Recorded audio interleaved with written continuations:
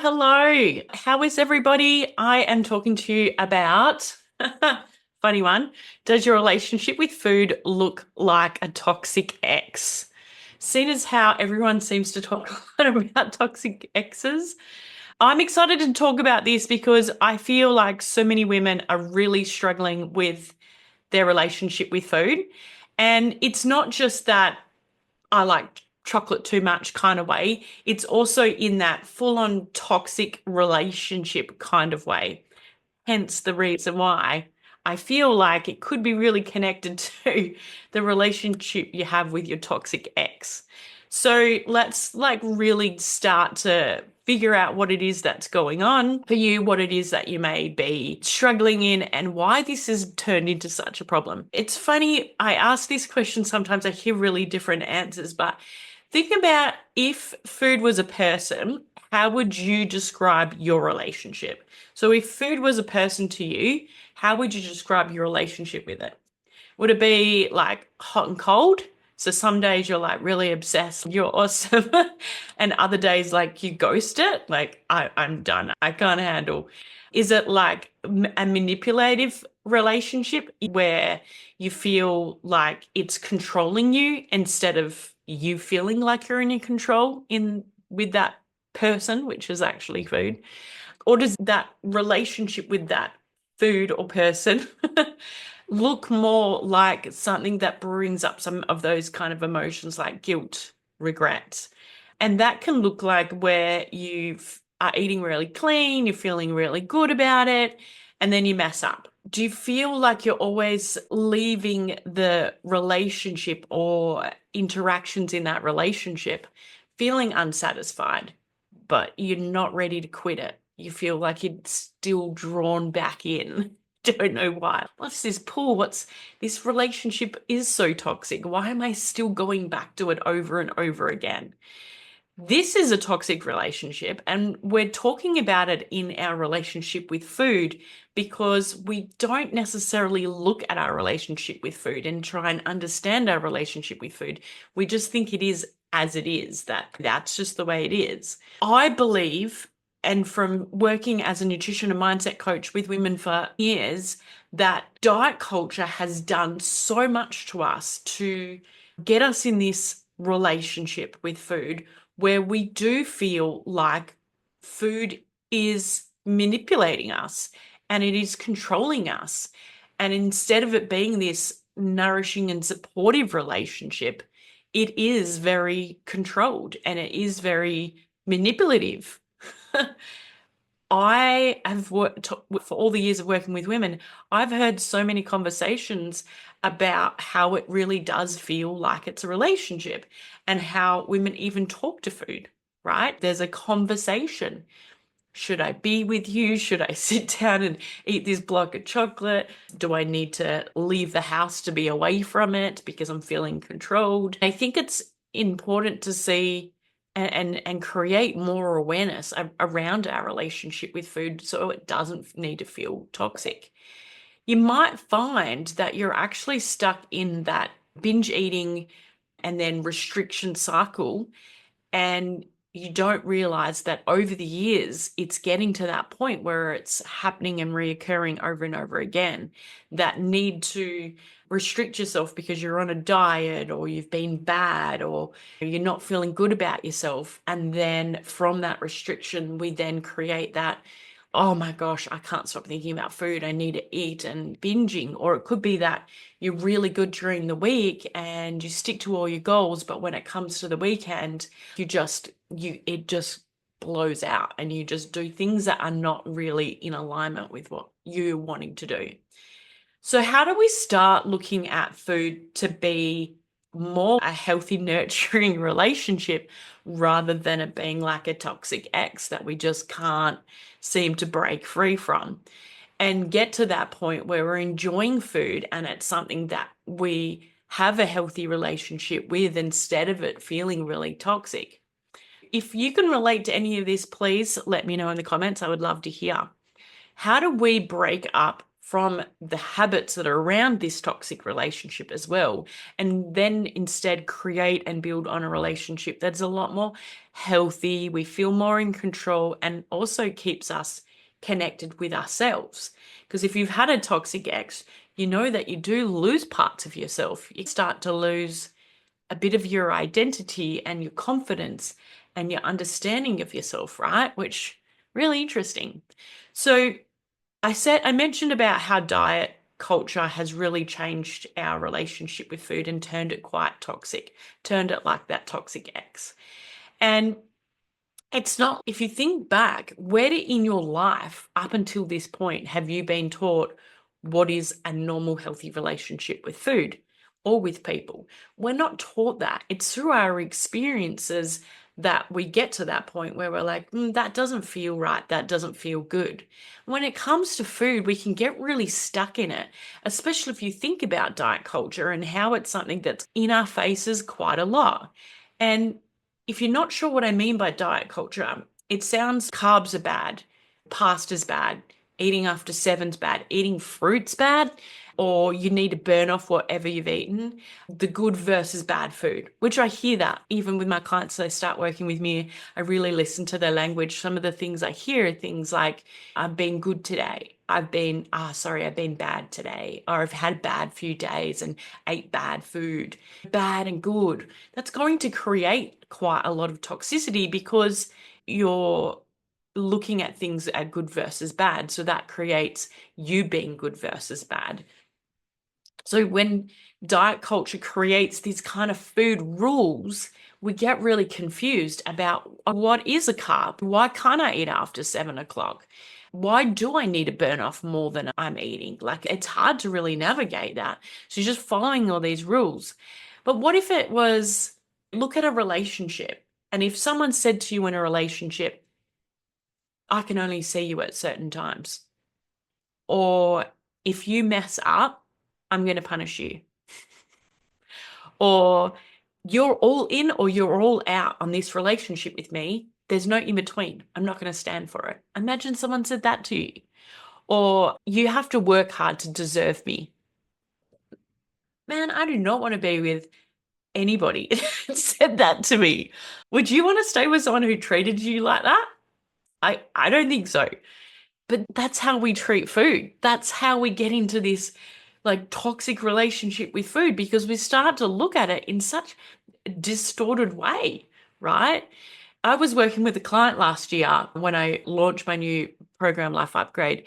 She came and worked with me as single mum, 3 kids. So obviously really having to give a lot to others. And she'd spent so many years dieting. She was either all in and she would be super strict, eating perfectly, really on some specific diet. She tried all the diets. And then she would have stuff happen like life's hard, bringing up kids on your own, trying to manage the whole household by yourself, all that sort of stuff. And so she would get into that binging and she'd get into those forbidden foods and then would feel bad about herself, and that would spiral. And so her relationship with food was so toxic, it was so hard. That I guess that diet mentality as well, when she did go and eat the cake, she'd then feel like she'd failed, and then she would feel like a failure, and it would create those negative thought patterns or thought loops of, I'm a failure because I didn't stick to my diet or because I ate a piece of cake. She would get to that, also that start Monday, I'm going to be really strict. By Wednesday, some of the binging would come in, or just a little bit of food here and there, and get to the weekend and it would turn back into a full binge because she's running around looking after everybody else and chasing kids and stuff. Really getting stuck in that guilt and even disgust within herself, and always telling yourself, I'll start properly next week. And I think that's the real diet culture trap that we've really been taught. And we don't realize even consciously how much that's affecting us. And it makes us feel like we're in this relationship where we're either winning or losing. And there's no middle ground. We've not created that middle ground. There's no balance. We don't even know what balance is in our relationship with food. and sometimes with the toxic ex, right? So I think figuring out what you might be doing wrong. So if food feels for you like a toxic ex, what is it that you may be unknowingly doing that's keeping you stuck? I talked about the good versus bad food trap, right? I say that, and there's so many of us that do that. We look at certain foods, we could write that list out. Oh, that's good, that's bad. The second you start telling yourself, I can't have that, your brain's going to want it. If I say to you, no more chocolate for the rest of 2025, is that going to put you in a big spin? Is your brain going to want it even more? If I say, look, you can't eat chocolate for the rest of the year, is that going to create heaps of, oh my gosh, I can't eat chocolate? Like, what? Because what happens is the restriction actually leads to us obsessing over it. And the obsessing leads to us binging. And that's where it gets so toxic. What we want to do is we want to remove the labels that food is good, food is bad. And even it's good to distinguish if we're using other words. So for me, what I used to do was that's healthy, that's unhealthy. That wasn't right either, because I would think I was an unhealthy person when I ate the food that I'd labeled unhealthy. So how can we actually remove the food labels that we've created? How can we take away these names that we're calling food, because then we're potentially calling it to ourselves, where we're labeling ourselves when we do that food, when we when we eat that food, right? Because guess what? What if we look at it that food is sometimes going to, that those choices of food, they're sometimes going to nourish us, but maybe those foods we're choosing are actually nourishing a feeling. Maybe they're nourishing something that is an unmet need. Maybe they're nourishing our soul in a different way. They both matter. They both matter. You nourishing yourself for fuel so that your body feels alive and great is just as important as you nourishing how you feel, you nourishing your comfort, and you nourishing what you need on a soul level. It's just that there's healthy ways to do that, which is a whole nother thing, and happy to share that with you. But when we understand why we're choosing the foods rather than labeling it as more of this behavior that's quite toxic, we're really creating a mindset that's going to keep us stuck. Another thing I hear is, which I find quite toxic, like the ex, is trying to earn or undo what you eat. So if you've ever eaten something like bad and then you punish yourself with extra exercise, or what I hear a lot of is punishing yourself by skipping meals and then, make up for it by not eating, it's like dating someone who is keeping the score on everything you do. They're keeping notes on everything that you do. Maybe they're like, you had dessert. You better be good tomorrow. No, that's not how a healthy relationship works. If we're using exercise as punishment, or food restriction and skipping meals as punishment, or as that's the only way you can eat those certain foods, you're going to change your relationship with food, with exercise, with movement. That turns into a chore. That turns into something that's not healthy. Because what's healthy and nurturing is moving your body because it feels good, not because you're guilty or you feel bad about what you chose to eat. Another thing is, which I hear a lot of, and yeah, I get it, and I'm not dismissing it, but if you're in a pattern of it, then it might be quite toxic, and that's starting over every Monday. What that does is a few things. First, it's giving you permission to go all out on the weekend instead of having some balance on the weekend. I like to eat a little bit more healthier during the week, and I find it easier to do because I'll plan and be a bit more organized during the week. And on the weekends, I like to be a bit more flexible and relaxed. But if I feel like, oh, my diet, which I don't really even like that word, but I'm going to eat so good and so restrictive next week, and then on the weekend, I know in my head I don't have to, you're going to go all out. You're going to feel like I can just go nuts. I can just eat whatever I want this weekend because I'm starting my diet on Monday, or I'm starting again on Monday, or I've got a clean slate on Monday. It's a toxic cycle. It's a toxic cycle. You're putting up with your own behavior that is not helpful to you at all. And I tell you what, one thing for sure that I know is if you do this in one area of your life, you'll do this in so many other areas of your life, including your relationships with people. And it also creates, whether you know this consciously or not, you are teaching your mind that if you don't stick to that and start this new fresh start every Monday and this starting over thing, you start to feel like a failure.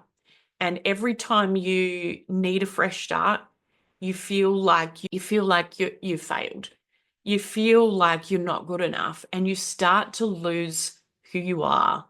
Think about your relationship with the toxic ex. If you go back to that, you probably notice and see certain parts of your behavior where you tried to maybe leave and you didn't, and you kept saying to yourself, next time they do this, I'm out. Next time, I'm not putting up with this again. I'm not going to do this. But you do. You put up with it. You keep going with it. And you think, why did I do that? You start to lose trust in yourself. You start to lose confidence in yourself. You start to really impact your self-worth because without you actually really knowing it, you start to not believe in yourself because you don't believe in what commitments you've made to yourself because you see yourself keep breaking that. You see yourself that you're not sticking to your word.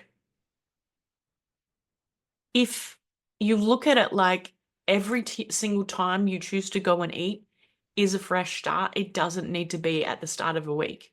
Just move forward.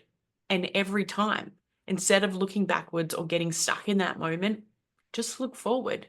Because if you're constantly looking and making a big deal or looking at the past and berating yourself for it and then telling yourself, oh, I'm going to start good on Monday, that's just going to create a negative cycle as well, and you're going to get stuck in that.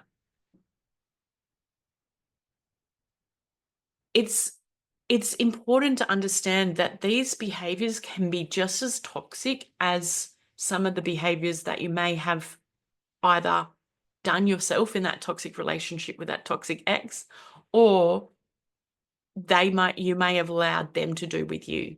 It's time to break the cycle. It really is time to break the cycle. I'm going to give you a couple of tips of how to break the cycle because I think it's important, but I hope this has really hit home on what you are allowing to happen and what cycle of behavior you've got in, because there's no conscious awareness and you don't realize how much this is actually impacting your life. Think about how much this is impacting you. And it's not like we can avoid food.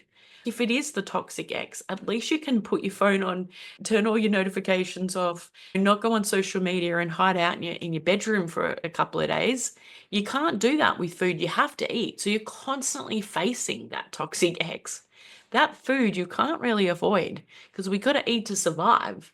So it can really mess with our heads. So let's look at how we can hear a relationship with food and start looking at breaking the cycles and the patterns and the thoughts around it that's not helping. So one thing is to just give yourself permission to eat or drink, it might be. So when you start to look at how you can eat foods or drink foods without guilt, it actually loses its power over you. So I had a client say to me, I really want to have a coffee and I really want to just have it with creamy milk in it. But I know it's not good for me and I don't want to have it. But then when I'm like really low, I go have it and then I beat myself up about it.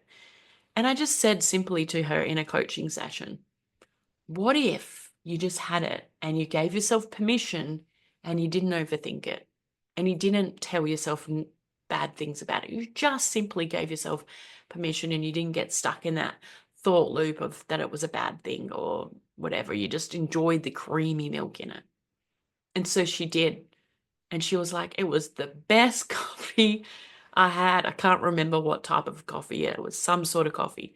I was like, isn't that crazy? You created this huge rule and then put yourself in a constant fight and battle every day thinking about this coffee, overthinking about this coffee, wanting this, feeling like you deserved it, choosing to have it on a bad day or when you just couldn't, you just wanted that something to reward yourself because you felt so crap, and then berating yourself for it. And then you've gone and bought it, gave yourself permission, bloody enjoyed it. And you know what? After a few weeks, she stopped ordering it because it didn't have the power. It lost its power. When you stop restricting, the urge to binge, it does start to fade. It's not an overnight, but it does. I do this with all my clients. They pretty much all give up any type of binging. It's about changing your relationship with food. So the next time you decide to have chocolate, try slowing down. Eat it like it's the first time.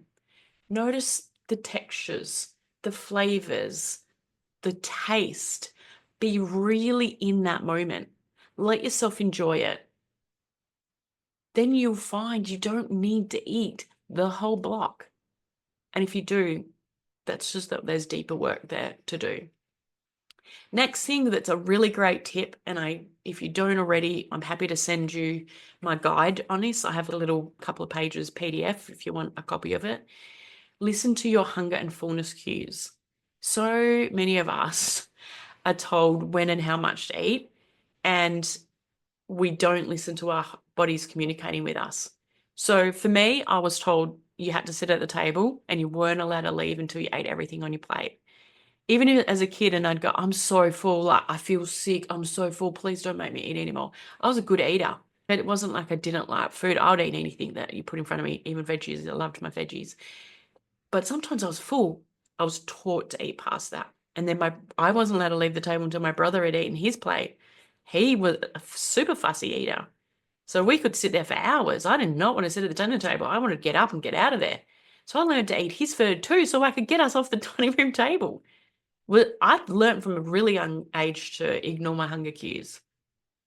And another thing is eating by the clock. Sometimes we have to in our workplace. We don't have a choice where it's out of our control. But sometimes you go to eat and you're actually not hungry, but the food's there or everyone's eating. You feel like you have to. But does your body need it? Are you eating past full? Maybe your body hasn't digested the food from the last meal, and then you're pushing more food down. So you're teaching your body to not send, you keep doing that, you teach your body to not send those signals. Put your fork down when you're eating. Just pause, breathe. Am I still hungry? Am I just eating because it's there? Huge, big game changer. You have no idea how big a game changer that is. Focus on looking at food as a nourishment, not a punishment. And instead of looking at, okay, these foods are good and these foods are bad, or this food's healthy and this food's not, what do I need to take away from this because it's bad or it's not great? Look at what can I add in? Because when we're adding more food in, it feels good. So start looking at how you can add in more proteins, more fats, more fiber, more water, more nutrients. And you'll find you'll actually start to change those cravings. Doesn't happen straight away, but happens over a bit of time. And it's game changer. I can get my clients not craving sugar at all, not craving carbs at all. There's a few things we do there, gut stuff and that, but mentally, that's where the real work is. I had a client who just needed to work on balancing her eating. She'd spent 20 years dieting, constantly feeling like she was out of control. I just said, just stop counting calories. Just stop worrying about this good versus bad. Starting on Mondays, binging restriction, looking at food as what's not the right thing, and just really start connecting to your hunger cues.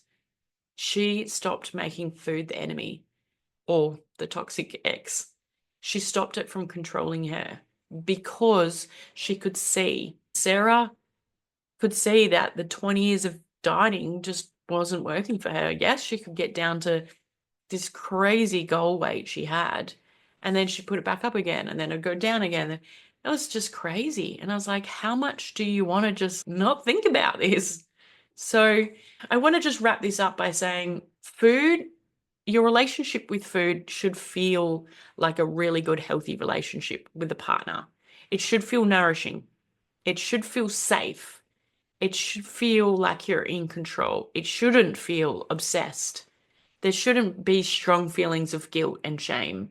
There shouldn't be feelings of punishment. You don't need to start over all the time. It doesn't mean you have to start over that it is about balance, and it isn't about perfection. There's no, there if I met my husband, the first time I met my husband, I was like in high school. We're still together, 3 kids, and oh my gosh, being in a relationship is the hardest things I think you'll ever do in your life, besides parenting.